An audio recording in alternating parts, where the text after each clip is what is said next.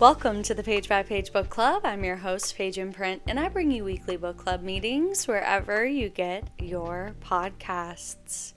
We have another Q&A episode today, which I am on record saying these are my favorite episodes. I just love knowing that I'm answering the questions that y'all actually want to hear about and giving recommendations that y'all actually want to hear about. So I am so excited to dive into y'all's questions today. I asked you on my Instagram stories to ask me anything, and we have questions about all kinds of things, from my home library to book recommendations to my job to everything in between, and I can't wait to dive into them with you. Actually, I can't wait so much that we're just going to dive straight in. There are so many questions. I'm going to try to get through as many as I can. So yeah, there's no time to waste. I will say, what was I going to say? What will I say? Oh, well, okay. I don't know what I was going to say. Sorry. Oh, I know. I'm back. I'm going to keep everyone anonymous because yet again, I did not ask people to clarify if they wanted to be named or not. I need to be doing that on these episodes. But without further ado, the first question I got asked, and it is such a great question, is how do I stay motivated? I'm assuming this has to do with my job and content creation and owning a business and all that good stuff. I have two sides of a coin of answers for this for you. The first is, I think in many ways, motivation is my personality type. I am very much so, I'm going to do whatever it takes to make this happen for myself. I think that I have that kind of grit to me where I'm like, there's no other option but to succeed, and I'm going to figure out what I have to do and do everything that I have to do to make that happen. And I think what that ultimately comes down to is if and when you have a dream or a goal in mind that you really, really want to accomplish, the motivation is baked into the process because there's no other option but to achieve what you want. Not to get wee-woo right out the gate, but it's like, for me, the motivation exists in the pursuit of the goal. Like, I want this thing so badly that there's no other option but to wake up every morning and fight for it. So that's the one thing, but that's not to say that there aren't days where motivation escapes me and I just feel like laying in bed and not not working 12-hour days and all of that good stuff. And my answer for those days is, one, be sure that you are building in time for rest and relaxation. This is kind of a do as I say, not as I do. However, I'm doing much, much better. I've hired people to be on my team to help me and put me in positions where I can take a bit of a break. But yeah, it's taking a break is key. And then the other element of this that ties into what I just finished saying is, like, when you want it that badly, motivation really isn't even part of the conversation, because the only way to achieve your goals is by aligning them with your morals and values so that motivation doesn't even matter. So for example, I've seen people say, if you struggle to go to the gym, don't make the goal go to the gym. Make the goal something that you can't negotiate. I have to be healthy. I have to do these things. Or I don't know, waking up early. Don't make the goal be waking up early. Make the goal something tied to your morals and values or dreams, and that will make motivation almost be irrelevant, because the only way to succeed is by doing those things, which ultimately, henceforth, therefore, requires motivation. Okay, so that was wee-woo out the gate. Yeah, that was a little wee-woo out the gate, but hopefully that answers your question. I hate to say that I just am this way, but to an extent, I am just this way, which is such a blessing for this job. So this is actually my sister-in-law who asked this. She asked if y'all could see my needlepoint whips, work in progresses, which actually ties into a question I have up here, are what are my hobbies outside of reading? So let's answer those together. One, I love needlepoint. I am all about an analog, what I think people are referring to as old lady hobbies. My best friend, I was on the phone with her. She's been on this podcast, so everyone say hello to her. And if you haven't watched her episode, you absolutely should, because she gets so much lore out of me in that episode. I think the episode's called There Wouldn't Be This If There Hadn't Been Her.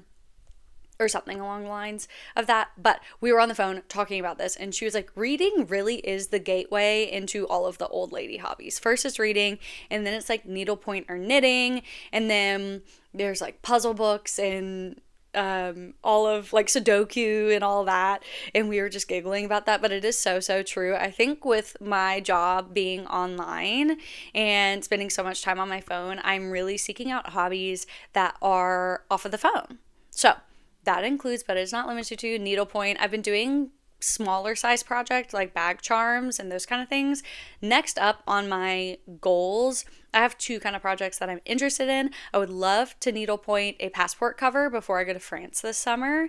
And then I would also love to needlepoint my own Kindle case, like a Kindle sleeve. I think that that would be really, really fun. So those are kind of my two on the horizon projects, but right now I am working on a stamp. I will post them on my stories, and I will call out this moment in the podcast so y'all can go back and take a look. But I love that. And then I love a puzzle book, like a physical puzzle book, whether it be a Sudoku book. I'm so into Myrtle right now. I've posted about it on my stories a few times. It's like a murder mystery puzzle game. And here's what I'm going to say. I'm going to say I talked about Myrtle, and then I checked the USA Today bestsellers the next week, and Myrtle was on it. So, you tell me. You tell me what that means. The people love Myrtle. It is such a fun puzzle game to get off my phone. I could spend hours just solving those little murder mystery puzzles. So, I have a few puzzle games like linked on my profile if you are in the market to get started, but it's just such a fun thing to do while you drink your coffee in the morning or before you go to bed instead of scrolling on your phone. So needlepoint, puzzle books are my two big things. I also teach cycling classes. If you watch my vlogs, sometimes you will pick up on that lore. So I've been doing that for years now. I think 4 or 5 years. I love it. It's rhythm based, and I grew up doing music, so that's really fun. I am also super, super intrigued by and interested in pop music criticism and consuming that kind of media.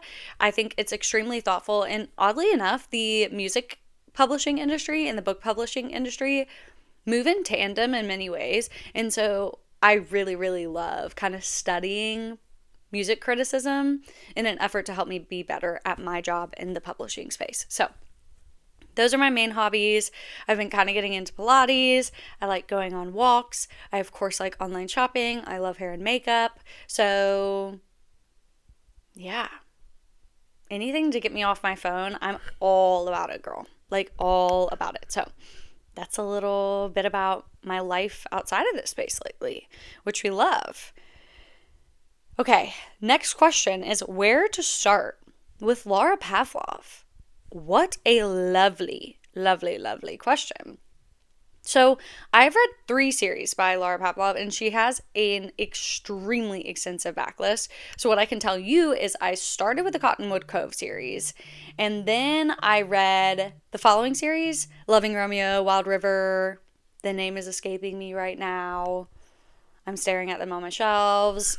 And then I read the Rosewood River series. I love the Rosewood River series. I know I talk about it regularly. So I would say that's a great place to start, and you can work your way back. I'm sure Laura has an optimized reading order for cameo appearances as well.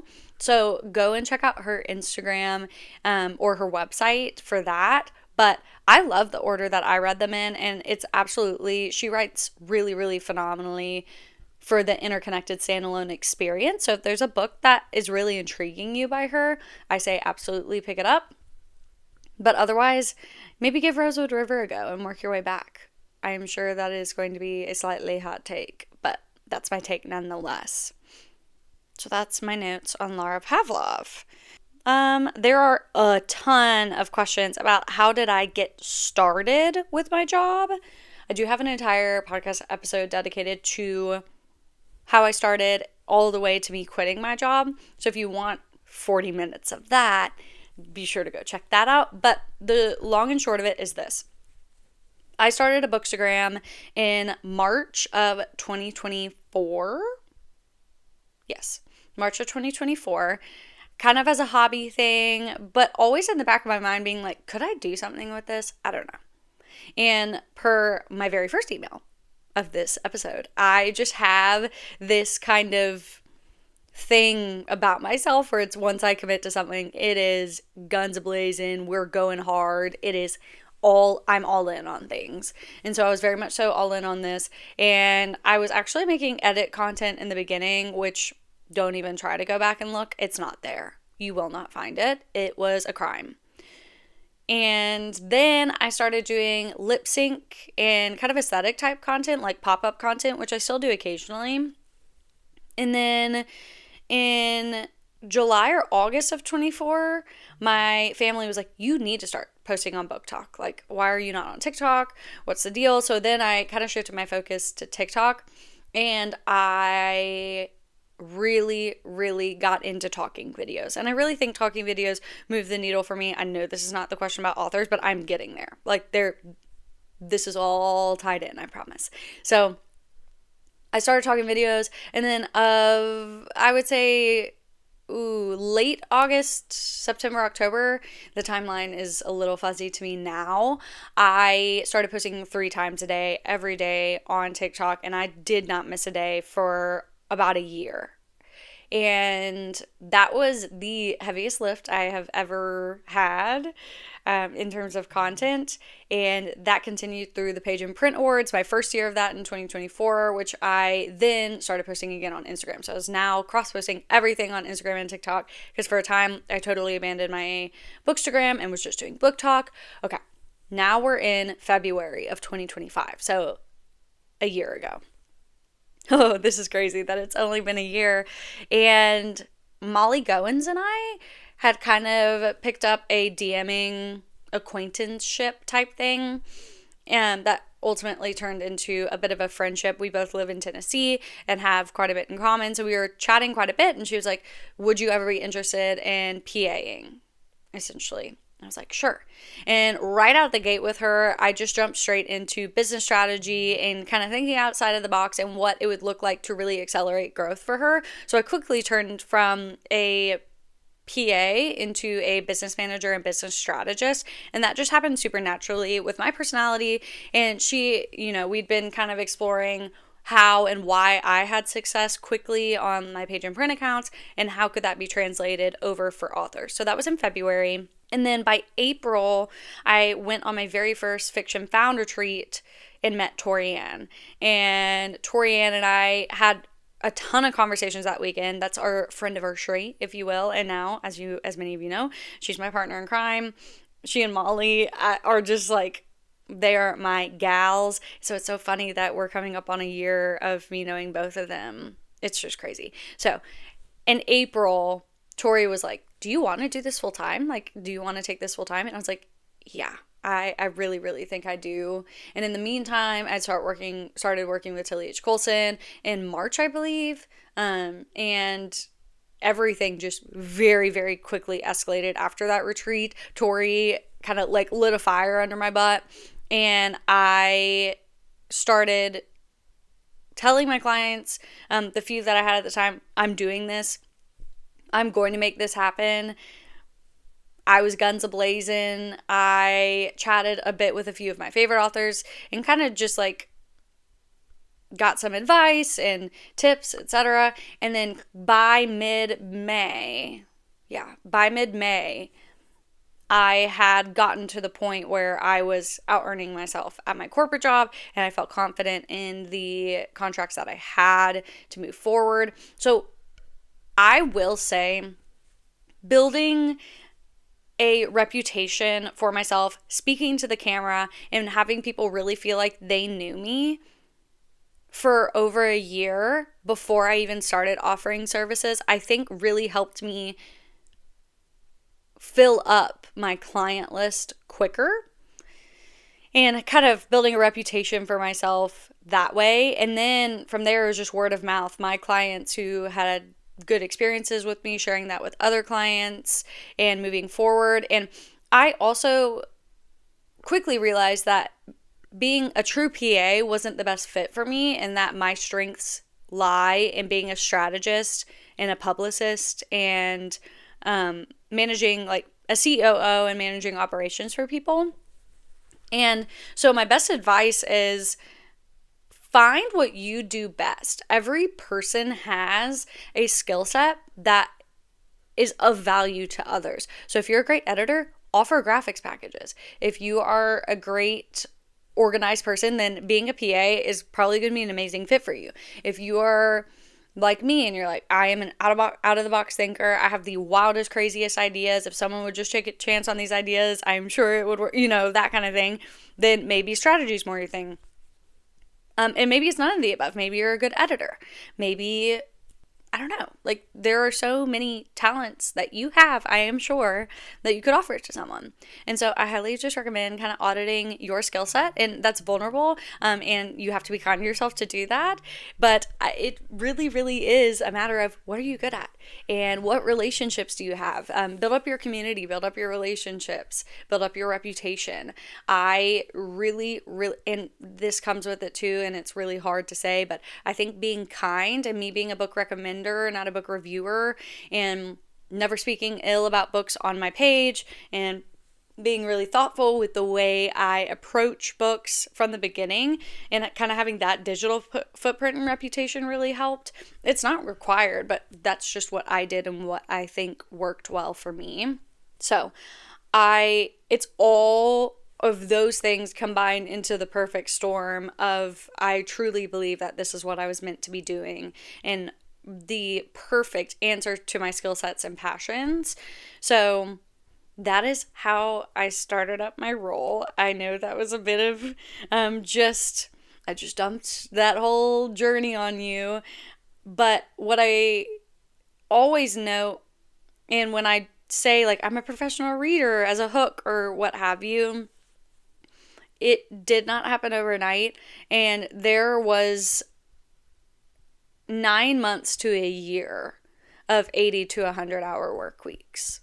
I would work by 8 to 5, I would clock out, and I would work again 40, 50, 60 more hours on Page and Print, on my clients' work, until I got to the point where it made sense for me to no longer be at my corporate job. So I would say there is a certain level of time commitment and energy commitment to turn it. It just didn't come easy is I guess the other piece of this. So it all comes back to kind of what I said in the beginning about being motivated is you can do anything if you want it badly enough. And I wanted it badly enough. I will tell you that for free. So that's kind of fun. My business has grown and evolved since then, and it's just been amazing. I've hired 2 team members. I have a PA and a marketing manager who takes on social media clients. Now that I'm no longer offering social media services, my PA is amazing. Shout out. Hello. I hope you're here, and if you are, love you down. And yeah, adding team members has been amazing. I have really, really exciting things coming for all of us. I'm going to be having these conversations way more in depth in a very exciting way here soon. So stay tuned for new business things coming from me that might just benefit us all. Oh my gosh, it's so exciting. Okay, stay tuned. Let's see. Next questions. Shelf links. Another thing I will need to post on my story. But if you watch my content, if you don't, at Page and Print, literally everywhere. But I love my bookshelves. My bookshelves are so amazing. I have the IKEA Billy Bookcases, just standard, lovely IKEA Billy Bookcases. I have 2 extenders on top of them. So I have 4 Billys that are 7 feet tall, and then I have 2 extenders on top of all 4 Billys. So it's 9 feet of beautiful bookcases. I'm staring at them now. They're amazing. And I actually was able to find snap in place crown molding on Etsy, and I really think that brings the space together. So I love the crown molding, and they're specifically made for Billy Bookcases, so look that up on Etsy for sure if you want to kind of elevate your bookcases. I think that's really fun, and they're a classic for a reason. I really, really love mine. Highly recommend them. I think it's amazing, and there's so many ways to elevate them. I think because they are so popular, they're just like so many hacks and things to make them be exactly what you want them to be. So love my Billy Bookcases. Next up, we have a request for a recommendation of a motorcycle club. Book recommendation. Okay. So Clifton Forge by Devaney Perry is, I believe, the only MC romance that I have truly read. More of like, how do I get into working with authors full time? I think it's just building up my presence on the book space, as I mentioned, and building trust and rapport with those authors. And then when it makes sense for them and they have a space in their business for me, being the person that they call. So everything you do behind the scenes, every networking DM you send, good or bad, like everything you do, I think is kind of setting up your reputation with authors and in the bookish space. So being intentional about that. How do I manage life as well as reading? That's a good question. I'm really, really working on that. At a point, I wasn't.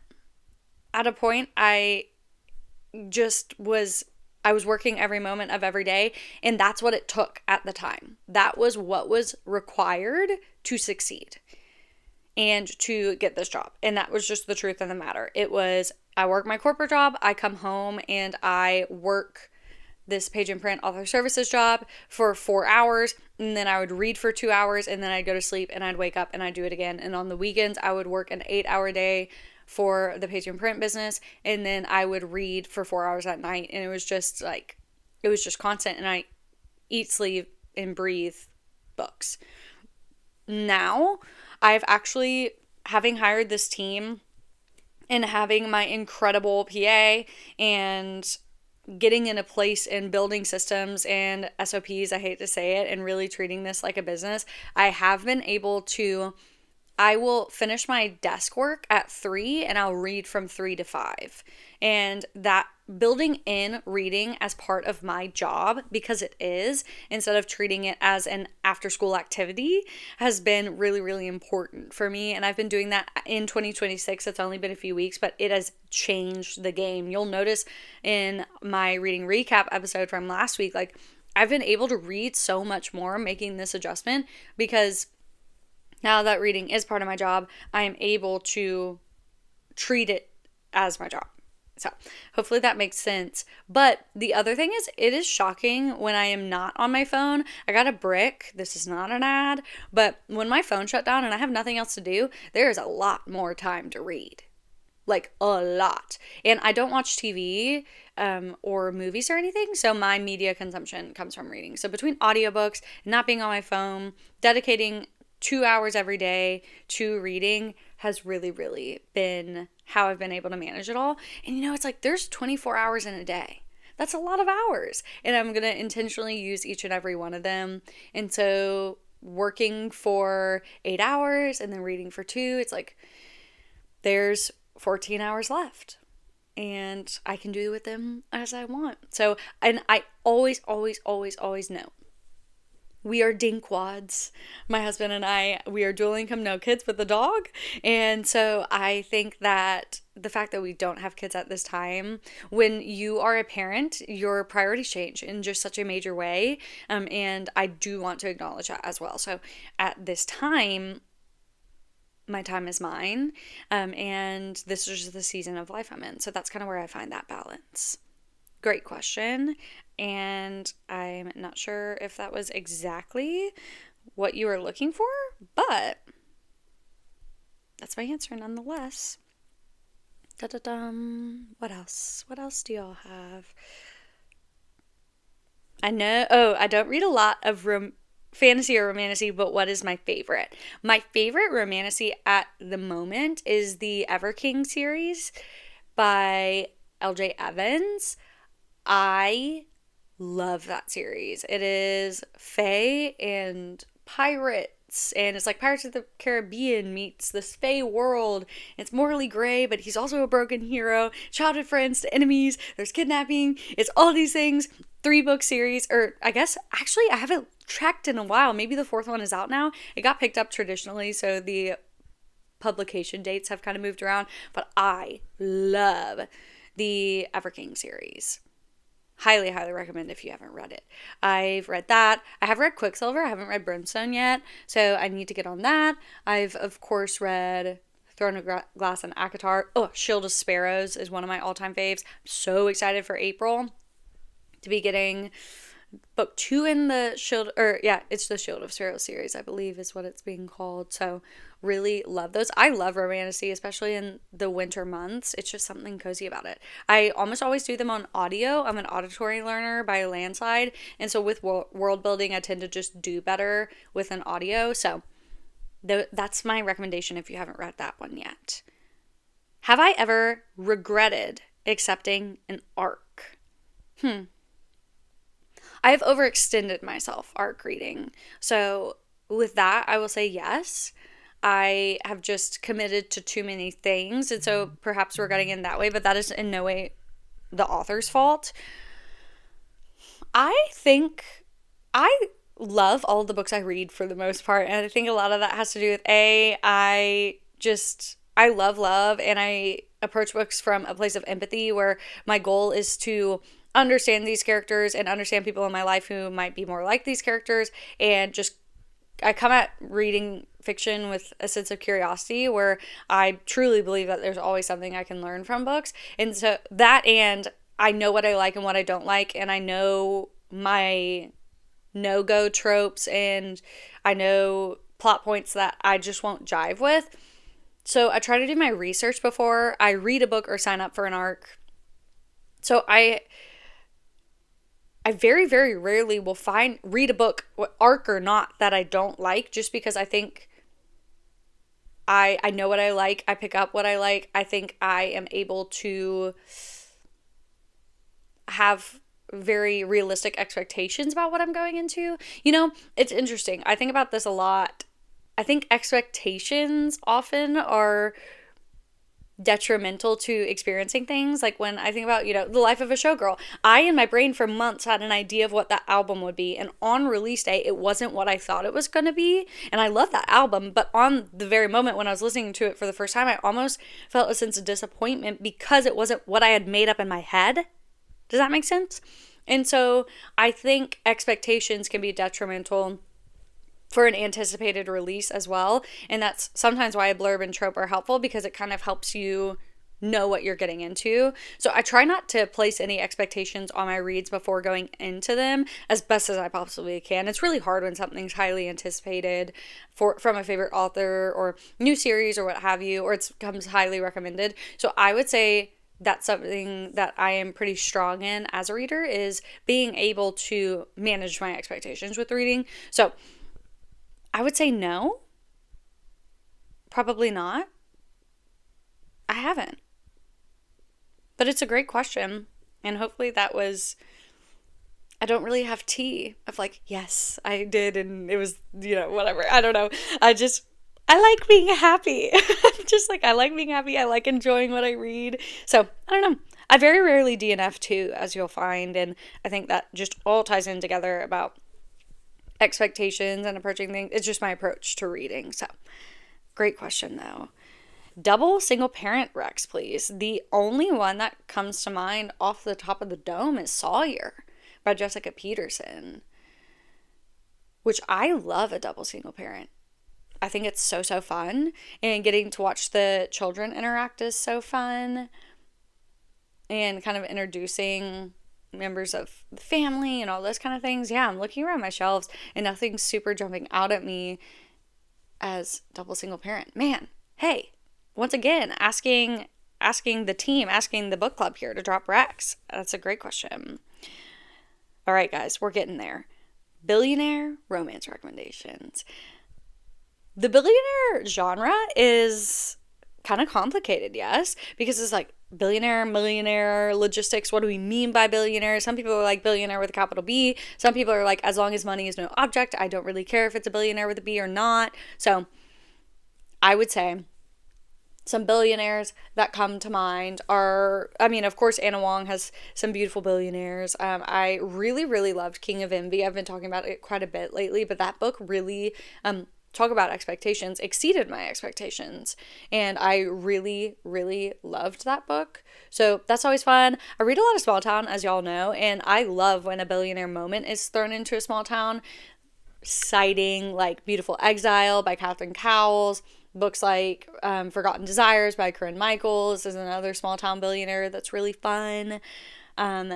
Sebastian by Tilly H. Colson is a small town billionaire. So I really, really do like those. And then like a lot of athletes oftentimes are like Money is No Object. In a Rush by Kate Canterbury, he's a professional football player but also has like an extensive financial portfolio. So that's kind of same type beat. So I kind of get my billionaire fix through my small town when they pop up. Oh, the Siblings of Air series by Jenna Lockwood, phenomenal. Angsty billionaire romance. That's true billionaire city, top to bottom. Loved it. A lot of like romantasy kind of feels billionaire because they're princes or kings or fae. So I don't know. I kind of get my billionaire in unconventional ways, if that makes sense. Which is fun. I like just when I'm reading a small town and then money becomes no object. It's so fun. What else? Underrated romantic suspense recommendations. Ooh, okay. The Badge by Lena Hendricks. I'm going to rapid fire for you. The Badge by Lena Hendricks. Silver Shadows by Tilly H. Colson. Destiny by Kay Knightley. Oh, The Lair. The Lair is crazy good. It's single POV from our FNC's perspective, and she is the child of a family vlogging family, and she's running away from her mom to like escape the family vlog. So good. So good. So those are a few off the top of my head. What do I think about the upcoming Briar U series on Amazon Prime? Am I excited? So, fun fact, I've only read The Deal. Please don't come for me. I have been told Torianne is like, you have to read the rest of these books before this comes out. So I will. Fear not. But I love that books are being adapted into television and that all of our favorite authors and our favorite stories are going on the big screen. I think, is the, tale as old as time that the book is always better probably true? Well, sure. But it is so fun to see, especially in the wake of heated rivalry and seeing these adaptations and the love that it brings to the bookish space. Like, we have room for everyone here, and in a world where reading is becoming a lost art, I am all about having people's introduction and entry into reading romance be these television shows. Like, it excites me. And I think, it all comes back. I think a lot of these things come back to the same things about, the motivation and the expectations. Like, I think this is another scenario where it's really, really easy to get lost in the expectations of what it's going to be. So I'm just going into it with like, all right, like, it is what it is. It's going to be an introduction to many people into the genre of romance, and to that I clap and cheer. And other than that, I'm trying to just curb expectations because, as we've established, expectations are the thief of enjoyment. So, yes. Okay. Let's see. All the other questions are, how did I get started? This one question says, is the pay comparable to a day job? So, yes, I waited until I out-earned myself in this role to be able to leave my corporate job. That was really important to me. But I mean, I'm still working 60 hours a week. So I think, again, when it comes to expectations and is this my dream job? Yes. Do I love every single moment of this job? Yes. Is my worst day at this job better than my best day at my corporate job? Yes. So all those things, but also I'm still working 60 hours a week, which is fine because I love it and that's what I want. But I think like I didn't like retire into this job, I suppose. Like, even though I have it and it's my dream, it's not sunshine and rainbows. But yes, I do often get asked to like about the income streams and those kind of things. The majority of my job is my chief operations officer work for my clients, and then I do make a bit of money from social media, whether that be paid partnerships. I'm not part of the Creator Fund. Many have asked about that. I'm not a part of the Creator Fund. So partnerships are where that social media income would come through. And then per my last email, I have something exciting coming. That will be another pillar of that as well. So yes, I think it is important I didn't want social media to be the entirety of the job because it's very inconsistent. 1 month could be absolutely phenomenal and the next there's no partnerships. So I wanted to be sure I had a consistent monthly income, and that's where that author work came in and utilizing my skills set and all that good stuff. So this is a longer one, but I hope this answered all your questions. It was a bit rambly, but rambly's fun sometimes. Sometimes we must ramble. Sometimes it must be done. So that concludes our quarterly Q&A episode. Thank you to everyone who asked a question. These are my favorite. I love answering the questions that y'all want to have answered. So thank you so much for being here, and I cannot wait for all the exciting things we have coming ahead. Thank you so much for the love and support on Catherine's episode, by the way. This is the first recording I've had since that has been out. So thank you for that. And I will wrap it up here. Thank you as always for spending your time with me. And I'll see you in the next one.